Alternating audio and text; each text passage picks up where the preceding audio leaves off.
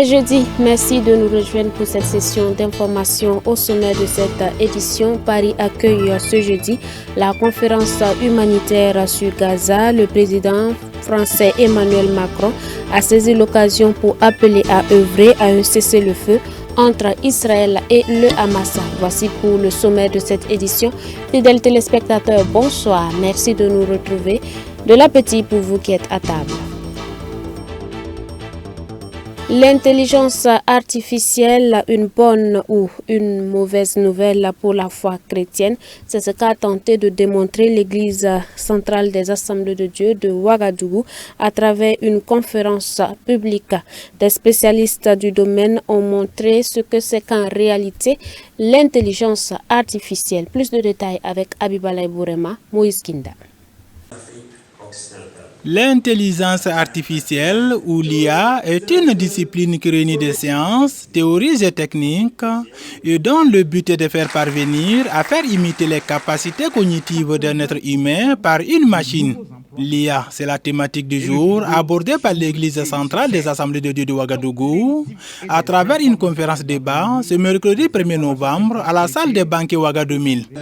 L'intelligence artificielle, quel impact sur la foi chrétienne? Non, je crois que l'intelligence artificielle ne peut pas être une menace pour la foi, sauf pour ceux qui ne sont pas bien affermis. C'est pour cela que nous avons organisé la conférence, pour sensibiliser et aussi pour mobiliser l'Église. Parce que quel que soit ce que nous faisons, bien sûr, il y a beaucoup de choses qu'on peut apprendre de l'intelligence artificielle, mais comme je l'ai dit, elle ne peut pas remplacer la foi et l'Église doit être au courant de ce qui se passe. Parce que je crois que le pasteur a donné même un exemple d'une question qu'il a posée à l'intelligence artificielle.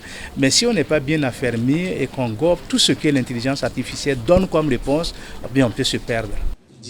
L'intelligence artificielle et foi, enjeux et perspectives, c'est la réflexion sur laquelle se sont penchés d'éminents conférenciers devant plusieurs centaines de participants. Ce que l'homme découvre est bien.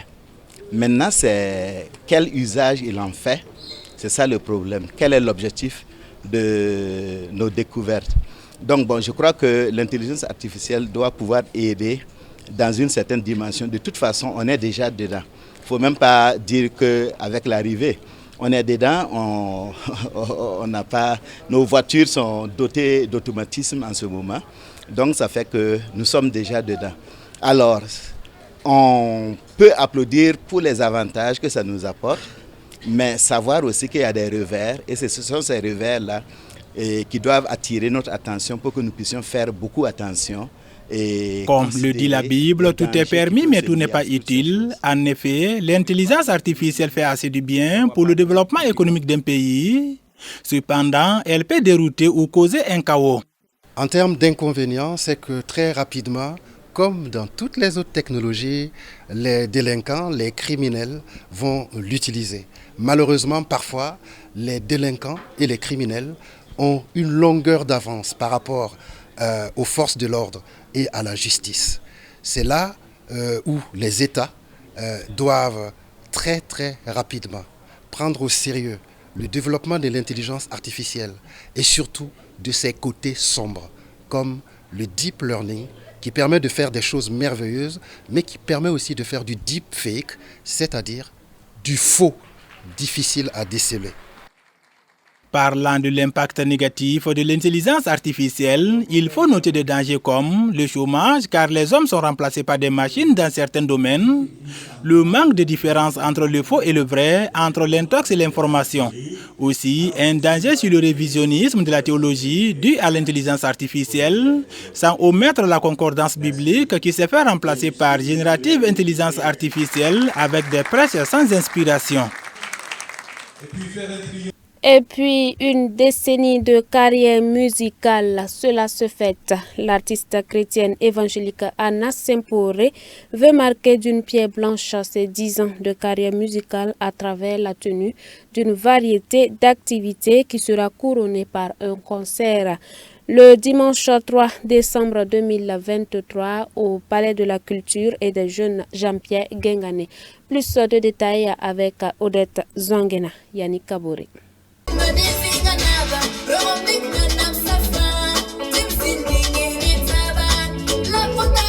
L'année 2023 marque une étape importante dans la carrière de celle-là, considérant 2013 du haut de ses 9 ans d'alors comme la plus jeune artiste burkinabé. Anna Semporé, puisque c'est d'elle qu'il s'agit, totalise en effet 10 années de carrière musicale. Reconnaissant à Dieu et à tous ceux et celles qui ont participé à l'écriture de cette décennie d'aventure, la lauréate du prix Gospel Music Awards 2023 de la meilleure musique de sensibilisation sur le dialogue interreligieux et la paix marque une halte pour immortaliser l'événement. Je rends grâce à Dieu. Voilà, de m'avoir donné ces 10 ans de carrière. Parce que 10 ans n'est pas 10 jours, n'est pas 10 mois. Dieu m'a fait grâce. Voilà pourquoi j'ai décidé de faire une pause musicale et rendre grâce à Dieu pour ces 10 ans de carrière. La jeune artiste musicienne chrétienne évangélique et son staff placent cette commémoration sous le signe de l'action de grâce et du retour de la paix au Burkina Faso. D'où le choix du thème « Cohésion sociale et paix ». Avec ce qui se passe dans notre nation, nous savons qu'il faut arrêter les guerres ethniques, les guerres de religion. Voilà, parce que les mêmes gars qui se croient religieux sont les mêmes gars qui tuent les religieux.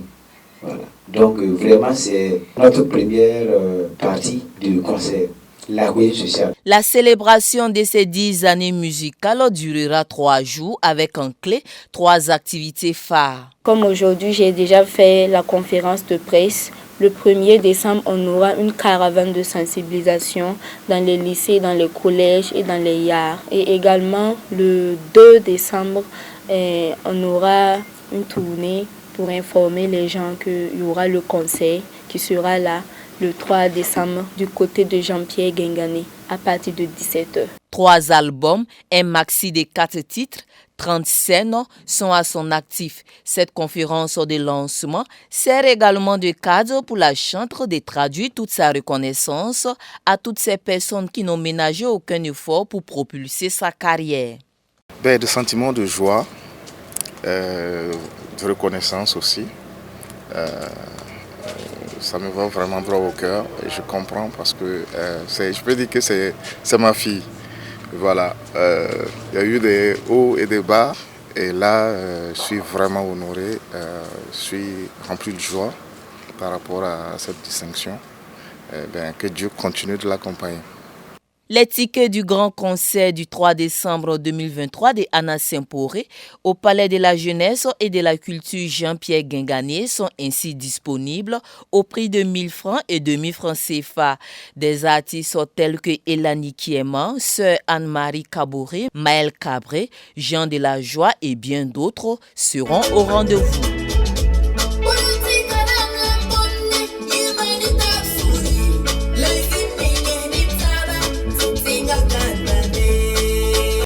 Un temple à 2000 places érigé par les fidèles de l'église de l'Alliance chrétienne de Tampuy. Le temple a été inauguré à travers une cérémonie de dédicace. En effet, cette dédicace intervient au moment où l'église de l'Alliance chrétienne s'apprête à célébrer son centenaire au Burkina Faso. Les détails de cette activité avec Abibalaï Bourema, Daniel Ouedraogo. À la veille de la célébration du centenaire de l'église de l'Alliance chrétienne au Burkina Faso, le samedi 27 octobre, l'église de l'Alliance chrétienne de Tampuy a dédicacé son nouveau temple. La pose de la première pierre remonte le 14 juillet 2014. La construction de ces joyaux d'environ 1000 places est achevée en 2023 après 7 ans de péripéties. Alors, nous voudrions vraiment rendre grâce au Seigneur. Nous sommes arrivés aujourd'hui. Ça a été un chemin très long avec des épreuves de toutes sortes. Mais aujourd'hui, nous sommes vraiment très heureux de voir que malgré toutes les péripéties, nous sommes arrivés et toute la gloire au Seigneur. D'une cellule de prière en 1990 dans le quartier Tampuy de Ouagadougou, en une grande église aujourd'hui, l'église de l'Alliance chrétienne de Tampuy a des témoignages satisfaisants. Nous voulons vraiment donc saluer le pasteur de l'église, le pasteur Kaba, et l'ensemble des membres de la communauté, surtout son comité, et toute l'équipe qui a travaillé pour que nous puissions donc voir ce beau travail-là, ce joyau. l'église de Tampuy, en tout cas, est à féliciter. Donc nous avons de bons échos et nous voulons les féliciter et les encourager à continuer à aller de l'avant. Parce qu'une chose c'est de construire un temple, mais une autre chose c'est de faire en sorte que ce temple-là soit vraiment donc fréquenté. Que ça ne soit pas simplement un bâtiment construit qui est joli. Et puis les Présent à cette cérémonie de dédicace, le ministre d'État, secrétaire général du gouvernement et du Conseil des ministres a félicité tous ceux qui ont œuvré, de près ou de loin, pour la construction de ce temple. Un temple qui va accueillir tous ceux qui sont réalité, tous ceux qui ont besoin de l'amour de Dieu, tous ceux qui ont besoin de parler à Dieu, tous ceux qui ont besoin de rentrer en contact avec notre Créateur. Ce temple est ouvert à toute la communauté burkinabé, à tous ceux qui ont besoin donc de ce réconfort. Nous bénissons le Seigneur pour les bonnes volontés qui ont contribué. Et comme vous l'avez entendu, c'est les membres de cette église, jour, après une dizaine d'années, se sont mis ensemble, sont restés soudés. Et ce temple aujourd'hui voit le jour pour la gloire de notre Seigneur. Le flambeau a été remis aux enfants pour marquer l'intérêt porté sur la future génération dirigeante de cette église. Situé sur une superficie de 2582 mètres carrés, ce nouvel édifice de 1000 places a coûté plus de 80 millions de francs CFA. Nous commençons la page de l'actualité hors de chez nous. En Afrique de l'Ouest, le Sénégal prend des mesures d'urgence face à l'immigration clandestine impliquant les migrants qui prennent des pirogues pour rejoindre l'Europe. La recrudescence de l'immigration clandestine au Sénégal a atteint cette année des proportions inquiétantes. Le président Macky Sall a donc ordonné à son gouvernement mercredi la mise en place de mesures d'urgence afin d'endiguer le flux croissant des départs vers l'Europe. Le communiqué publié après le Conseil des ministres explique que cet effort des autorités devra associer les ministres de l'Intérieur, des Armées, de la Jeunesse ou encore de la Pêche. Depuis ces derniers mois, les interceptions ou les sauvetages dans l'Atlantique au large du Sénégal sont de plus en plus récurrents. À cela s'ajoutent les drames liés au naufrage. Entre le 1er janvier et le 31 octobre de cette année, pas moins de 30 700 personnes sont arrivées aux Canaries, archipel espagnol et porte d'entrée de l'Europe. Et selon Frontex, l'agence européenne de garde-côtes, la majorité des arrivants sont originaires du Sénégal et du Maroc. Toujours sur le continent africain, du carburant pour voler plus durablement, des agriculteurs kenyans cultivent des graines destinées à la production de biocarburant pour les avions. Ceci est une initiative d'une entreprise italienne. Au Kenya, l'entreprise énergétique Eni incite les agriculteurs à cultiver des graines pour la production de biocarburant. Le biocarburant est ensuite utilisé pour alimenter les avions, mais son coût élevé n'encourage pas la demande. À 115 km au nord de Nairobi, la récolte de maïs de Bet Kwandiru n'a pas été très fructueuse ces derniers temps. La culture du maïs m'a causé de graves pertes car avec la sécheresse, je ne récolte rien. Et lorsqu'il pleut beaucoup, ça ne produit pas du tout. Mais depuis que j'ai planté des graines de ricin, je réalise des bénéfices importants car, qu'il pleuve ou pas, ça produit.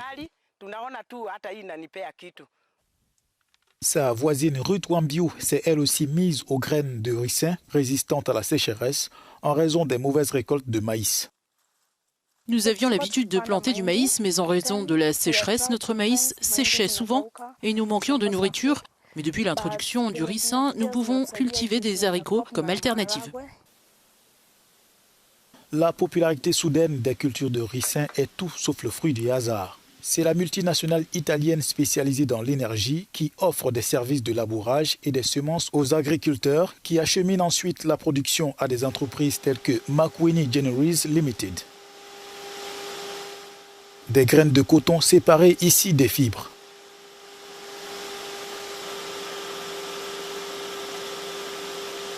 L'Agri-Hub de Makwini extrait essentiellement de l'huile végétale destinée au bioraffinage à partir des graines de plantes non comestibles, c'est-à-dire des graines qui n'ont rien à voir avec la production alimentaire. Les graines de ricin et les graines de coton sont quelques-unes des matières premières que nous utilisons ici. Eni achète toutes les graines de coton de cette entreprise. Les noix et les graines de coton peuvent être également transformées en huile pour les biocarburants. Les biocarburants, par exemple, pourraient être un bon substitut aux combustibles fossiles lourds utilisés dans ces industries pour nous aider à réduire les émissions et à atteindre l'objectif de Paris de limiter l'augmentation de la température mondiale à moins de 1,5 degré. Mais cela aura un coût.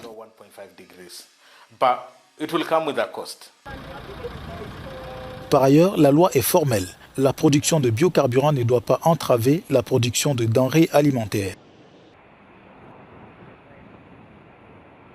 Nous vous l'annoncions en titre, Paris accueille ce jeudi la conférence humanitaire sur Gaza et le président français Emmanuel Macron a saisi l'occasion pour appeler à œuvrer à un cessez-le-feu entre Israël et le Hamas. Paris accueille une conférence humanitaire pour Gaza. Une initiative du président français annoncée la semaine dernière à la hâte et qui n'a réuni que des responsables de second ordre. Aucun représentant israélien n'a fait le déplacement. L'Égypte n'a envoyé qu'une simple délégation ministérielle. L'objectif affiché est néanmoins d'apporter des réponses concrètes à la situation des habitants de Gaza. Aujourd'hui, la situation est grave et se dégrade chaque jour davantage. Dans l'immédiat, c'est à la protection des civils qu'il nous faut travailler. Il faut pour cela une pause humanitaire très rapide et il nous faut œuvrer à un cessez-le-feu. Celui-ci doit pouvoir devenir possible. We must step back from the brink of a speed over before it's too late.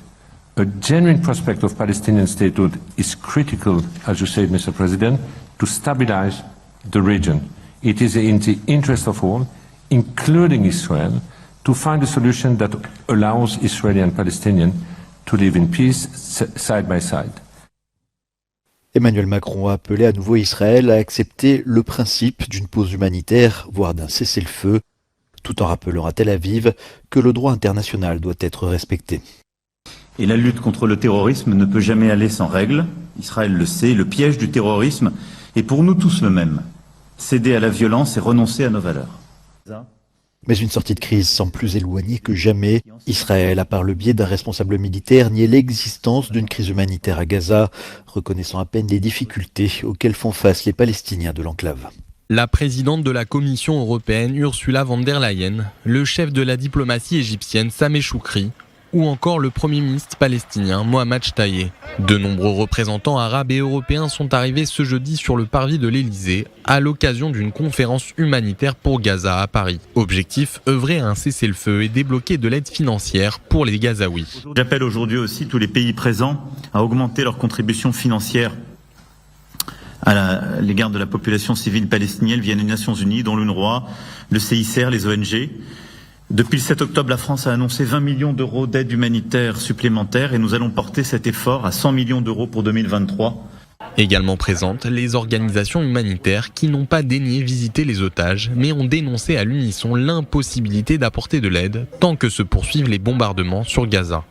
Même si l'on est prêts, nous les organisations humanitaires, à faire tout ce que l'on peut, à faire notre devoir, on ne peut pas faire semblant que l'on va mettre en place des secours appropriés dans de telles circonstances. Déployer des secours au milieu des hostilités est un non-sens.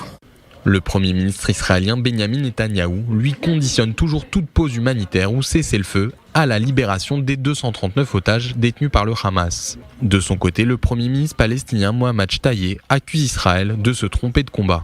Israël ne mène pas une guerre contre le Hamas, mais contre tous les Palestiniens. Le Premier ministre palestinien a également souligné le besoin d'une protection internationale en Cisjordanie, à Gaza et à Jérusalem pour les Palestiniens. Et sur le terrain proprement dit, des journalistes sont soupçonnés d'être des complices du Hamas contre Israël. Suivons ensemble. Que faisaient-ils là aussitôt ce samedi matin? Ont-ils été prévenus? Ont-ils pris part au massacre? Autant de questions posées par Honest Reporting, une ONG qui surveille les médias, notamment pour détecter tout parti pris contre Israël. L'organisation a publié mercredi une enquête qui révèle que plusieurs journalistes et photographes freelance pour de grands organes de presse comme AP, Reuters et CNN étaient présents dès les premières étapes de la terrible attaque du 7 octobre. Et ils ont documenté, tout comme les terroristes du Hamas, les crimes commis ce jour-là. Ces photojournalistes basés à Gaza s'appellent entre autres Hassan Eslaya, Youssef Massoud, Ali Mahmoud et Hatem Ali. Hassan Eslaya a notamment pris cette photo d'un char israélien en feu, publiée sur le site d'Associated Press. C'était au tout début de l'attaque. Il a même posté une vidéo sur X sur laquelle il s'est filmé devant ce fameux tank en feu. La légende en arabe dit « En direct depuis l'intérieur des colonies de la bande de Gaza ». Hassan Eslaya ne porte pas de gilet presse ni de casque, il n'est donc pas identifié en tant que journaliste sur le moment, mais ses photos sont bien publiées par ses employeurs. Il a donc été rémunéré pour ça. Un autre de ces clichés montre des terroristes palestiniens entrant dans le kibboutz de Kfar Aza. Là encore, il était présent. Depuis, une photo du journaliste a par ailleurs refait surface. On le voit à côté de Yehye Sinwar, le leader du Hamas, cerveau du massacre du 7 octobre, qui lui fait un bisou, ce qui laisse entendre que les deux hommes sont plutôt proches. Tout comme Hassan Eslaya, d'autres photojournalistes étaient présents ce matin-là. Comme Youssef Massoud, qui travaille pour le New York Times, arrivé juste à temps pour entrer sur le territoire israélien avec les terroristes du Hamas et prendre des photos de tanks en feu, ou Ali Mahmoud, qui a pris des clichés des horribles événements, comme cette photo de la Jeep transportant le corps désarticulé de la jeune Shani Louk, cette germano-israélienne capturée et tuée lors du festival Nova, photo publiée par AP. Hatem Ali a quant à lui pris plusieurs clichés montrant des Israéliens capturés et emmenés par les terroristes du Hamas vers la bande de Gaza. Là encore, publié par AP. L'agence britannique Reuters a elle aussi publié plusieurs clichés pris ce jour-là par des journalistes présents dès les premières heures. Mohamed Faik Abou Mustafa et Yasser Koudir ont tous deux pris des clichés des tanks en feu du côté israélien de la frontière, mais le premier est allé plus loin en prenant des photos d'un lynchage brutal sur le corps d'un soldat israélien qui avait été traîné hors d'un char. Reuters a eu la gentillesse d'ajouter un avertissement explicite à la légende de la photo, mais cela n'a pas empêché les éditeurs de la classer parmi les images du jour dans leur base de données éditoriale. Toute cette affaire pose définitivement un énorme problème d'éthique. Il semble que le rapport de l'ONG ait déjà fait de l'effet, puisque CNN a annoncé cesser sa collaboration avec Hassan Eslaya. Pas d'autre annonce du genre pour le moment, mais l'agence Associated Press se défend en affirmant qu'elle n'était pas au courant des événements du 7 octobre avant qu'ils ne surviennent, ajoutant qu'elle utilise des photos prises par des indépendants dans le monde entier, y compris à Gaza. Voilà qui met fin à cette édition et nous proclamons la paix de Christ à travers le monde entier. Fidèles téléspectateurs, merci de nous avoir reçus depuis le Togo. Demeurez bénis en Christ Jésus. Teloin Dessouré a réalisé cette édition.